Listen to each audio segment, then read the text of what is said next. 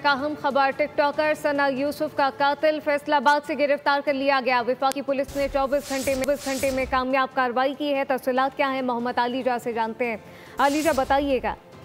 देखिए, इस्लामाबाद से बड़ी खबर से मुतालिक आपको आगाह करें कि गुज़िश्ता रोज जो सना यूसुफ का बेईमाना कत्ल हुआ था उस हवाले से अहम पेशरफ्त है और जो मुबैना मुलजिम है उसको गिरफ्तार कर लिया गया है। इस्लामाबाद CIA की जानिब से ये कार्रवाई अमल में लाई गई है और फैसलाबाद से इस मुलजिम को गिरफ्तार किया गया है। CIA की टीम मुलजिम को फैसलाबाद से लेकर इस्लामाबाद की जानिब रवाना होगी है और कुछ ही देर में इस्लामाबाद पहुंचेगी और वालदा के साथ उसका इंटरेक्शन कराया जाएगा और उसकी पहचान करवाने की कोशिश की जाएगी। वफाकी पुलिस की जानिब से 24 घंटे के अंदर ये कार्रवाई अमल में लाई गई है। टिकटॉकर सना यूसुफ का कातिल फैसलाबाद से गिरफ्तार कर लिया गया है। मोहम्मद आलीजा, बहुत शुक्रिया।